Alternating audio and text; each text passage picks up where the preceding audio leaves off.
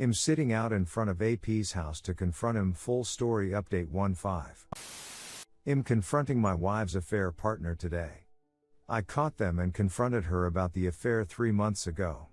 She apologized profusely and told me she still wanted to be with me, wanted to save our marriage, counseling, etc. We've been in couples and individual counseling. She's outwardly told me all the right things. She loves me and only me, wants to fix things, doesn't want a divorce, etc. She gave me access to her phone but told me she doesn't want to catch me sneakily going through it. She swears up and down that she's on the straight and narrow to repairing our broken trust. Except, she is still seeing him. I found out, and kept it to myself. I plan to serve her divorce papers tomorrow, but first I'm going to confront her AP to see what other lies she's been telling me. I know they've talked on the phone a dozen times since I found out and told her she had to go no contact. She swears she hasn't been in contact with him, but the phone records don't lie. They text almost every day. She's obviously deleting them from her phone because I haven't seen them there. But, she doesn't know deleting them on her phone doesn't delete them from her iPad. So at the moment, I'm sitting in a car outside of his house, waiting for him or his wife to leave for work. If he leaves, I'm going to follow him to where he works and confront him there. If she leaves first, I'm going to go knock on his door. Wish me luck. Update. Him sitting out in front of AP's house to confront him. So it's done. I'm an emotional mess. I knew that the community here at our Surviving Infidelity would need an update, and I'm here to deliver. It'll start with last night. I got home from work, made dinner and sat down to eat. My wife asked me how my day was. I relied, uneventful. That was the extent of it.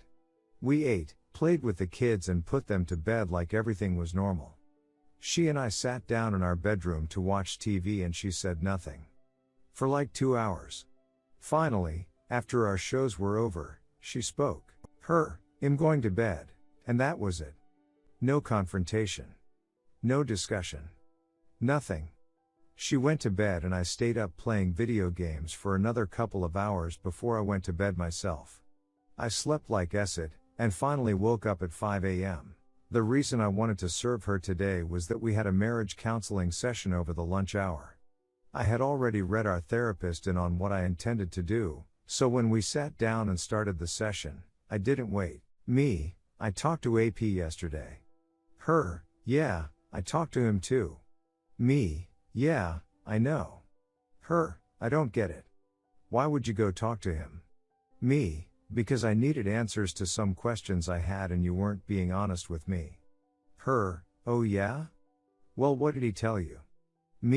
Honey, he sold you down the river. What does that mean? He told me everything about what you guys have been doing. The sneaking around. The secret meetings. The lovey-dovey phone calls. Everything. Shocked. He told you? Yeah, everything. I then went on to list out all of the details I already knew of their texts, calls, meetings, dates, times, etc. She started to bawl. So it's clear to me that while you've been in here telling me one thing, your actions tell a completely different story. So I'm done. What do you mean you're done? Hands her divorce papers. I want a divorce. She took the paperwork in her hands like it was a venomous snake and stared at it. She then looked to the therapist for help. How do I fix this? I don't want a divorce. I want you. I want our life. I want to stay. Therapist, do you see where confronting AP is coming from? When your words and your actions are telling conflicting stories, you always believe the actions. Not the words. Your actions have told me all I need to know. How do we move forward from here without fighting, without vitriol, without dragging our children through the mud? The rest of the session was surprisingly cordial. There were a lot of tears on both sides. I expressed how betrayed and angry I am that she would continue this affair behind my back, thinking of me as the lovable idiot who would never know. She cried because her entire life as she knows it is ending. I told her I cut off her money supply, that she can use half of what we have to hire a divorce attorney. I told her she cannot live in our home anymore. She will need to go stay with family or friends.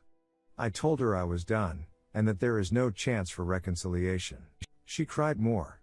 When we walked out of the appointment, she grabbed my hand and made another last-ditch effort to garner my forgiveness. I pulled my hand away and told her in no uncertain terms that was done, and I did not want her in my life anymore. She fell to the ground, sobbing. I walked out the door and left her like that. As I drove away from the therapist's office, I called AP's wife and left her a voicemail, saying, "I really need to speak with you. Please call me back ASAP." I then called my attorney and told her to file the paperwork, but to hold on the TRO unless things got ugly. My wife called and texted me several times after I left. I let them go to VM and haven't listened to them yet. I felt dead inside as I drove to her parents' house. Before I walked in, my phone rang. It was AP's wife, calling me back. He hadn't said anything to her. I told her I needed to meet with her in person. Could I meet up with her in an hour? She said yes, and we set a place and time. I walked into her parents' house and told them everything. Her mom started to bawl immediately. Her dad sat there, stone-faced. I told them that I love her and I tried to make it work, but that I refused to stand there while she continued to cheat on me behind my back. They were so totally shaken that it was hard to gauge their feelings. I told them that I wouldn't slander her or spread the truth around our friends and family, but that they needed to know the truth about why we are divorcing. I told them that I don't expect them to support me in all of this, and frankly I want them to support her because she's going to need it. This all goes back to my kids. If she cannot afford a decent place to live, I don't want my kids living in squalor during the time they spend with her. Her parents can, and will, support her financially. I told them I loved them, and that I would miss our relationship. Her dad and I shook hands and I hugged her mom before I left. Then I drove to the meeting place to meet AP's wife. I'm sitting in the car now, waiting for her to show up. I plan to tell her, show her the video if need be, and let her make the decision on how to proceed from there. If she needs me to be a source of emotional support, I will offer that. No one should have to suffer through this alone. So that's been my day. I still have to meet with AP's wife, pick up my kids from school and change the locks on my house. I have a security system set up at home, so if she chooses to steal or damage anything, it will be on video. She knows that, too, so I'm not too worried about it. More to come.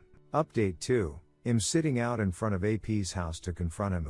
So shortly after I posted my last update, AP's wife showed up to our meeting place. I could tell she knew something was up as soon as I got out of the car. She tried playing it off, friendly like, but I could tell she knew something was up. I told her, I have something I need to tell you. It's not going to be fun, or easy to hear, and I'm sorry that this is happening to you, to us. My wife and your husband have been having an affair. She started to sob, immediately. I had to continue. I found out about it 3 months ago. At that, her head snapped up and she had rage in her eyes. 3 ducking months ago? Why the duck are you just telling me now? So I had to explain how I found out, what I did when I confronted my STBXW and how we were going through marriage counseling to save our marriage.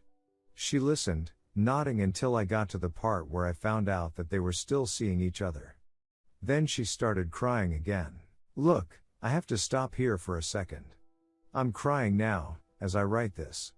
I feel awful just putting this out in the world, like I'm spreading someone else's misery around. She did nothing to deserve this. Truth be told, I feel absolutely horrible about telling her. She had no idea. She told me she was wondering why I called her, and she figured it was something bad about her husband. But she had no idea that the affair was going on, that it was happening with my wife, that I had caught them, or that they had continued the relationship after being outed. Her entire world was crushed. And then I asked if she wanted to see the video. I have to laugh, actually. She thought I had a S-time video of the two of them, and at first was disgusted that I would even offer to show that to her. No, I responded, I met with AP yesterday and confronted him about all of this, and he admitted to it. I have a video of our conversation. She thought about it for a moment and said that she wanted to see it. I had taken some time yesterday to edit the video down, since it was roughly 20 minutes of him hemming and hawing and lying and denying things. I had edited a few choice pieces into a roughly 60 seconds clip, which I played for her. In it, he apologizes to me, tells me he ducked up, and shares a few more details about their ongoing relationship. She started crying again as soon as I hit play and she saw his face, and I stopped it and asked if she was sure. She was, and I let the video play out. At this point, there wasn't much more to say. I told her how sorry I was to be the person telling her. She thanked me for opening her eyes. I told her I knew exactly how she felt, because I was feeling the same things 3 months ago when I found out. I told her that if she needed to talk, if she needed to vent, if she wanted to scream obscenities, she could call me and I would be there for her. She thanked me, we hugged, and left it at that. I honestly don't know what she is going to do now, but I'm sure it won't be good news for AP.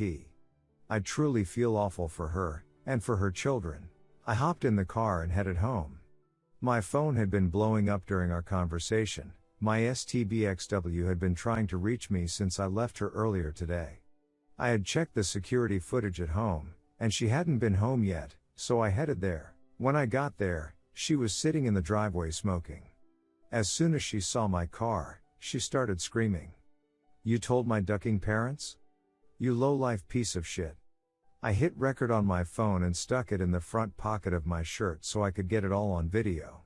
I got out of the car in the driveway she was blocking the garage and answered her, "Yes, I did. They deserve to know the truth about why we are divorcing. I didn't lie or make anything up. I told them the truth, and I told them that they should love and support you through all of this." Took the wind right out of her sails. She went from rage to being a bawling mess in seconds. She kept apologizing, asking what she could do to fix things, telling me she never wanted any of this, etc., etc., etc. I listened, and when she finally ran out of things to say, I responded, "I told you everything I had to say at the therapist's office today. I have nothing more to say about this. I'll pick up the kids from school and feed them dinner. You're welcome to get some things, but you cannot stay here tonight. I suggest staying with your parents." At this, she got angry. "You can't keep me from my children." "No," I responded. "I don't intend to keep you from our children. But given the state you are in right now, I don't think it would be a good idea for them to see you like this. I'll tell them you went to stay with Graham and Gramps for a few days because Gramps has been sick and Graham needs some help around the house. They will understand that, and they won't question it. But we need to decide how and when we are going to tell them about this, and it needs to be before the end of this week." She started sobbing again. My heart broke for her in that moment. I saw the woman I loved, the woman I married, the woman I pledged to spend my life with, raw and emotional and lost and hopeless. I hugged her and told her I was sorry that this was happening, but that this was the result of her decisions, and that I would no longer stand by and be married to a woman who would treat me like this. We stood there and embraced for a long time, her crying into my shoulder in the driveway. Finally, she pulled away and tried to kiss me. I pulled back and said, "That's not going to happen." She broke down again, and I turned and walked into the house. I went into the kitchen and fixed myself a very stiff drink. After 20 minutes or so, I heard her come into the house. She quietly went to our bedroom and I could hear her packing a bag. I stayed in the kitchen, and she found me there with her suitcase packed. "I hope you're happy," she told me. "I'm not happy at all," I responded. "I didn't want this. I wanted you. I wanted us. I wanted a wife who would love me and treat me with kindness. And instead, I got this. So no, I'm not happy at all." She screamed at me, "Then why are you doing this? Why are you throwing away everything we have?" "I'm not," I responded. "You threw all of this away when you went back to AP. Now I'm just cleaning up the pieces." She screamed a few more choice obscenities at me, but I wouldn't rise to take her bait. When she realized I wasn't going to engage with her, she left, slamming the door so hard it knocked a picture frame off of the wall in the back hallway. I heard her screech out of the driveway, and she left. I finished my drink, and replayed the video of her screaming and cursing at me. If things get bad, I've got enough video evidence to keep myself protected, legally. I picked up the kids after school and brought them home. I explained that Mom is going to be staying with Gigi for a few days. The kids were sad, but didn't ask questions. We played, ate dinner, and they are getting ready for bed. I haven't heard from STBXW, AP or AP's wife in several hours. The house is going to be very quiet once the kids go to bed, and frankly, I may sit here with my bottle and just pour myself a few more drinks before bed. Thanks for all the support. Update 3, I'm sitting out in front of AP's house to confront him. The aftermath, week 1. I've mentioned already that I talked to AP's wife on Friday. She told me she is not ready to end their marriage and that they are staying together and are going to try and make things work. They are in counseling. They have children together, and I don't begrudge her trying to save her marriage.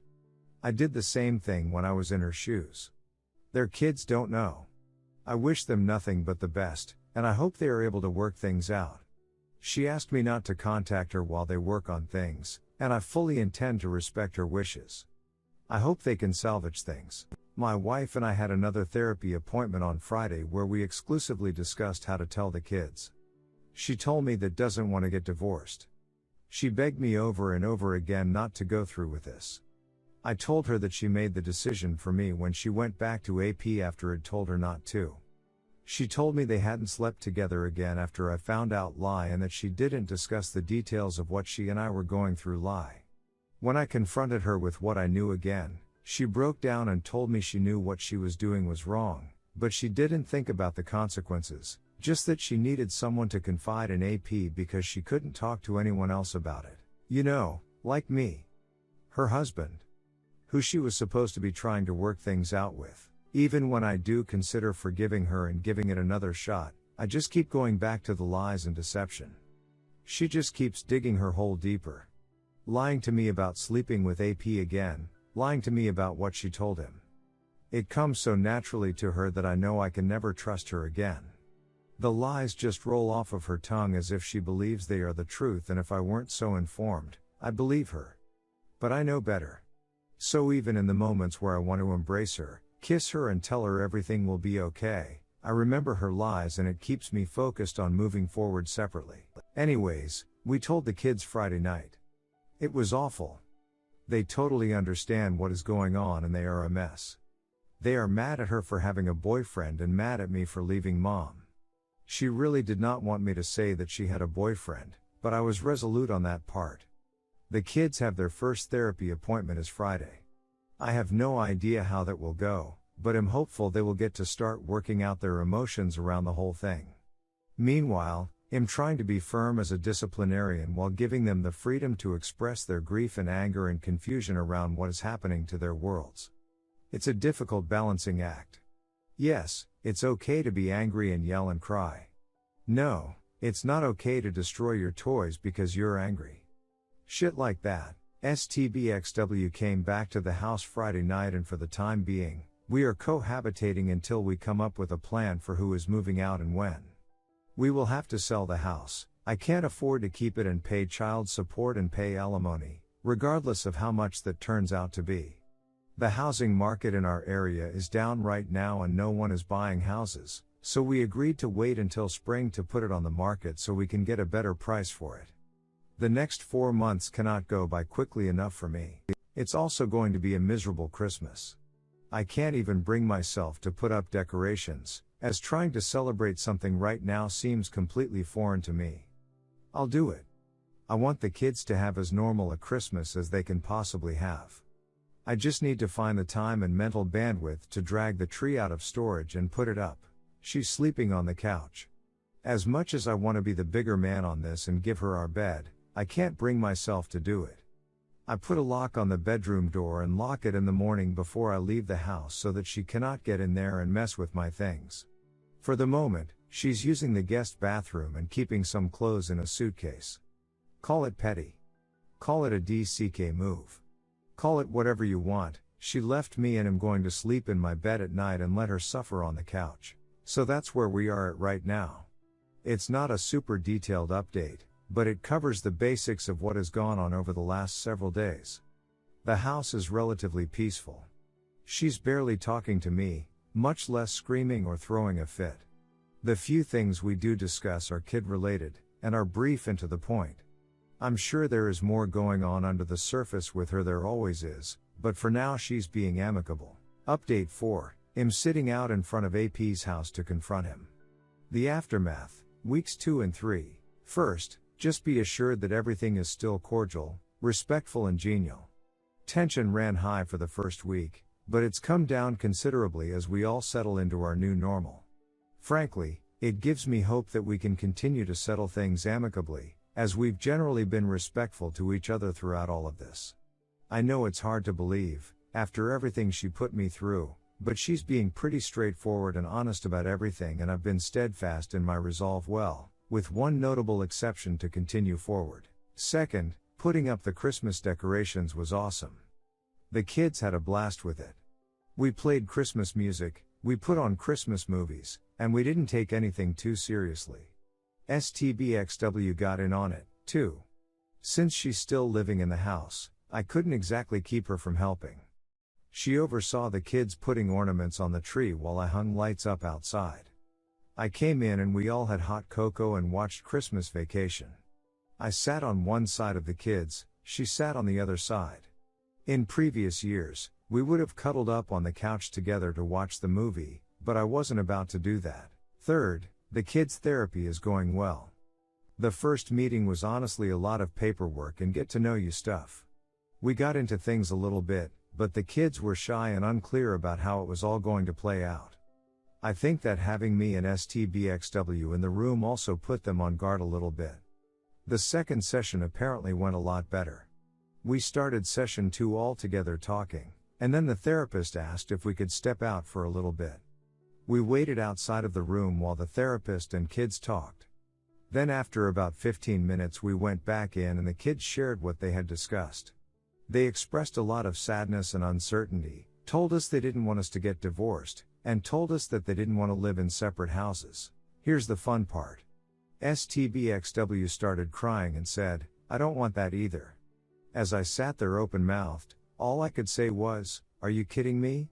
I stopped myself from going further. I nearly blurted out, "Then you shouldn't have ducked around on me." But I didn't. Then, like a dummy, I chimed in, "I don't want that either," but it felt like I was just tagging on to what she said. Then I turned to the therapist and asked if we could speak to her alone before we left. With 5 minutes left in the session, the therapist asked the kids to step out into the waiting room and close the door. She then lit into my wife. She said that she was being manipulative and was painting me as the bad guy with what she was saying, and that she needed to cut that it out if we were going to have a good co-parenting relationship together going forward. She said that if my wife truly didn't want to get divorced, then she would have thought about the consequences of her actions while she was having her affair. She basically said everything I wanted to say, but couldn't. It was kind of awesome. That night, STBXW apologized to me for what was said in therapy and said she would think more about what she was saying and how her words would impact the kids before she said them. It was about all I could hope for. Outside of that, work is good and Christmas prep is coming along nicely. Oh, and I accidentally had time with my wife. Yeah, that's the above referenced exception to my resolve. Here's what happened. Rewind back to the night we put up Christmas decorations.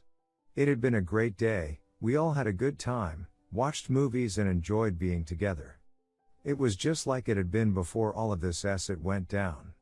We put the kids to bed and sat down to finish watching It's a Wonderful Life, which is her favorite Christmas movie. We had both been sipping on eggnog and brandy throughout the evening, and between the warm feelings and the warm brandy, I didn't realize how much it had impacted my judgment. She leaned over and kissed my neck, softly. I turned to her and we went at it like a couple of teenagers. I wish I could say that I wasn't thinking to myself, "Don't do this," but I thought about it. I just went against my better judgment and did it anyways. It had been so long since she and I had been together, I know I wasn't in my right mind. That said, it was great, we both had a fun time. But as I lay there afterward, I just started to get disgusted with myself for doing it. After all of this time, after all of her betrayals, after all of my good progress, I'm still pissed at myself. And now I've got to deal with all of the fallout from this. I told her that night that it didn't change anything between us, that I still want a divorce. I told her it couldn't happen again and that we weren't going to go back to the way things were. She agreed. I mean, she said she agreed, but who the hell really knows with her? I haven't had a chance to discuss it with my therapist or with our marriage counselor, who we are still meeting with.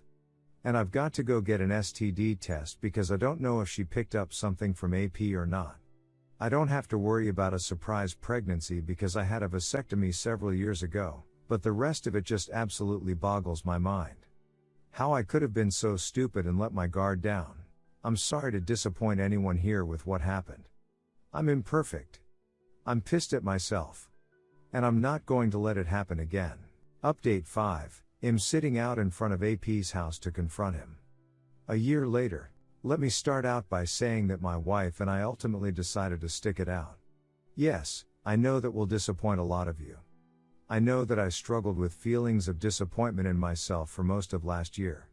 We are not back to 100%, nor do I know that we ever will be, but things are certainly better.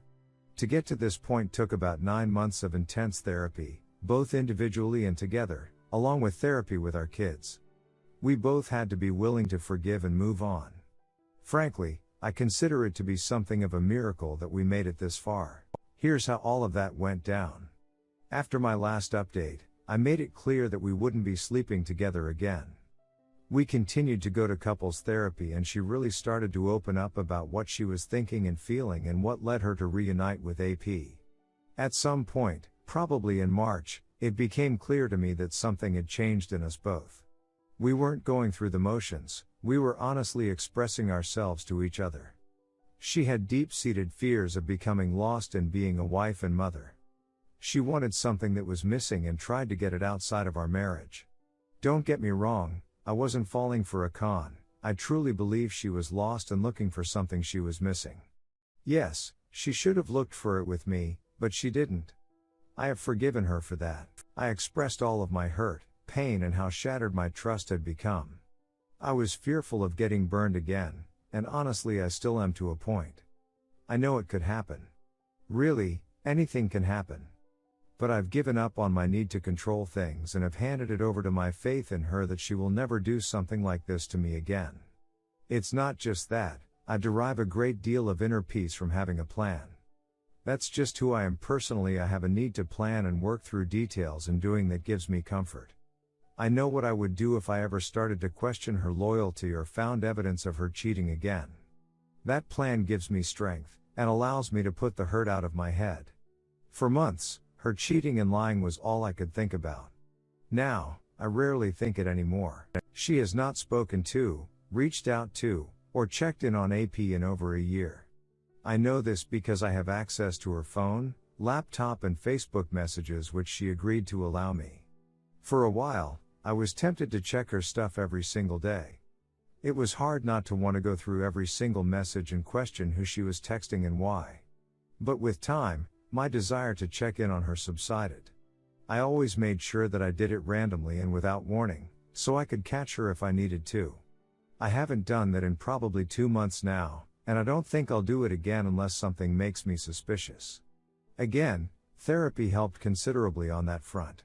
I have not spoken to AP or his wife since I last reached out to her in December of last year. Frankly, I'm fine with that. I can see on Facebook that they are still married, but I don't dwell on it or check it often. I've set her profile so that it doesn't show up in my newsfeed, and I honestly think the last time I checked it was 3-4 months ago. I don't care what happens to them anymore. We sort of separated ourselves from the group of friends we were running with and made new friendships. I don't think that the old friendships were outright toxic, but those couples had different priorities that did not align with who we wanted to be as a couple. They were very social and outgoing in a way that was okay with drinking to excess, doing drugs, bragging about money and social positioning. They were nice people, but ultimately not who we wanted to spend our time with. Our new group of friends is great, still social and outgoing, but without the excessive drinking and drugs, more focus on family and a more positive atmosphere all around. We spent New Year's Eve 2018 with our old group and woke up New Year's Day hungover and worthless. We spent Nye this year with our new group and still had a great time, but got home with the kids early enough that we were able to enjoy ourselves and our kids on it. Our kids know that we are staying together. We decided over the summer, June? July? to put the divorce proceedings on hold. It was originally scheduled to be done in March-April, but we decided early to push it back. Going through the list of our belongings and trying to decide who got what was really tough, and I honestly think it also contributed to both her willingness to open up and make things work and my willingness to give it another shot. We told the kids we were no longer going to get divorced, that sometimes mommies and daddies need to work through hard things and that we were going to keep trying to work through this. She moved back into our bedroom in August and I took the lock off the door. Life is not perfect, but it's better. And it keeps getting better every day. She expressed to me on Christmas how sorry she is for everything that she put me through and how she will keep trying every single day to rebuild my trust and love. I do love her, probably now more than ever. I understand now how couples can make it through something like this.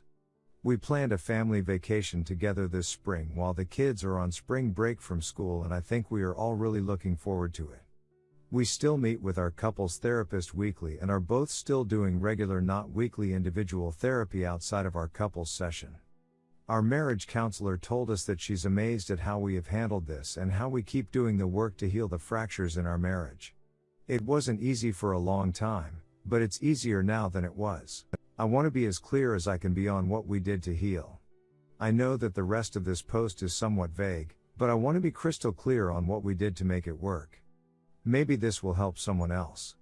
I'm no expert, this is just what worked for us. 1. Therapy. Individual and couples therapy on both sides. Therapy helped me understand my shortcomings as a man, as a husband and as a father. It helped me find clarity and peace in myself and helped me regain a sense of confidence I lost when my wife cheated on me. Her individual therapy helped her identify and deal with her own shortcomings as a wife and mother. It helped her decide if she really did want reconciliation, or if she wanted to go on her own way once she decided she wanted to reconcile. Our couples therapy helped us figure out what the path to that was and what our lives would look like on the other side too. We both committed to working towards that common goal. We bought in, fully, and did the work outside of therapy to rebuild our relationship. This included 1. Radical honesty. When I was feeling something, I told her when she was feeling something. She told me we didn't keep our feelings inside, we expressed them, and when she was telling me, I put aside all of my distractions and really listened to her. She did the same for me. 2. Daily check-ins. Every night after we put the kids to bed, we would sit down and check in with each other. How was our day? What was our plan for the next day? How were we feeling about each other? These conversations were difficult at first, but became second nature with time now. I look forward to our nightly check-ins and I know they have had a significant positive impact on our relationship. 3. Asking each other questions. This was kind of like we went back to the phase when we first started dating. Look, she and I have been together for a long time, and we are not the same people we were when we first started dating. People change. 1. Therapy. Individual and couples therapy on both sides. Therapy helped me understand my shortcomings as a man, as a husband and as a father. It helped me find clarity and peace in myself and helped me regain a sense of confidence I lost when my wife cheated on me. Her individual therapy helped her identify and deal with her own shortcomings as a wife and mother. It helped her decide if she really did want reconciliation, or if she wanted to go on her own way once she decided she wanted to reconcile. Our couples therapy helped us figure out what the path to that was and what our lives would look like on the other side too. We both committed to working towards that common goal. We bought in, fully, and did the work outside of therapy to rebuild our relationship. This included 1. Radical honesty. When I was feeling something, I told her when she was feeling something. She told me we didn't keep our feelings inside, we expressed them, and when she was telling me, I put aside all of my distractions and really listened to her. She did the same for me. 2. Daily check-ins. Every night after we put the kids to bed, we would sit down and check in with each other. How was our day? What was our plan for the next day? How were we feeling about each other? These conversations were difficult at first, but became second nature with time now. I look forward to our nightly check-ins and I know they have had a significant positive impact on our relationship. 3. Asking each other questions. This was kind of like we went back to the phase when we first started dating. Look, she and I have been together for a long time, and we are not the same people we were when we first started dating. People change. 1. Therapy. Individual and couples therapy on both sides. Therapy helped me understand my shortcomings as a man, As a husband and as a father, it helped me find clarity and peace in myself and helped me regain a sense of confidence I lost when my wife cheated on me. Her individual therapy helped her identify and deal with her own shortcomings. As a wife and mother, it helped her decide if she really did want reconciliation, or if she wanted to go on her own way once she decided she wanted to reconcile. Our couples therapy helped us figure out what the path to that was and what our lives would look like on the other side too. We both committed to working towards that common goal. We bought in fully and did the work outside of therapy to rebuild our relationship. This included 1. Radical honesty. When I was feeling something, I told her. When she was feeling something, she told me. We didn't keep our feelings inside, we expressed them, and when she was telling me, I put aside all of my distractions and really listened to her. She did the same for me. 2. Daily check-ins. Every night after we put the kids to bed, we would sit down and check in with each other. How was our day? What was our plan for the next day? How were we feeling about each other? These conversations were difficult at first, but became second nature with time. Now, I look forward to our nightly check-ins, and I know they have had a significant positive impact on our relationship. 3. Asking each other questions. This was kind of like we went back to the phase when we first started dating. Look, she and I have been together for a long time, and we are not the same people we were when we first started dating. People change. The question is whether or not the people we are now are people who can still be together in a healthy marriage. I found a list of questions online that ranged from, what is your favorite color? And what would you do if one of your parents died right now? We went through the list, then we found another list and another one. It's become kind of fun rediscovering who she is. 4. Acts of service. I'm not a super religious person, but we found a Christian-based guide to repairing a marriage after infidelity that included doing acts of service for your partner. This ranged from simple writing them a note, doing a chore that they were responsible for, sending a message in the middle of the day, to more extravagant things: date night alone, buying a thoughtful gift, taking a weekend away together again. These little things began to add up and rebuilt my trust in her and my love for her. Simple things like when she took out the trash for me when I was working late one night went a long way. 5. Stop dwelling on it. This was hard for me. I had to actively choose not to engage in thoughts that took me to a dark place. This was also incredibly uplifting because it freed up my mind and energy to focus on other things. Whenever I'd feel like I was starting to go down the path of getting wrapped up in it, I would do something to take my mind off of it: work out or go for a run, watch something funny on TV, play something distracting with the kids. Eventually I stopped thinking about it regularly, and as I've mentioned before, as time went on, I thought about it less and less. I hope you don't take this as me preaching. I'm not. I honestly believe that some people shouldn't be together. I honestly felt that about us until partway through this last year. Some people can make it work. Others definitely shouldn't. I can't judge your situation any better than you can judge mine from the outside.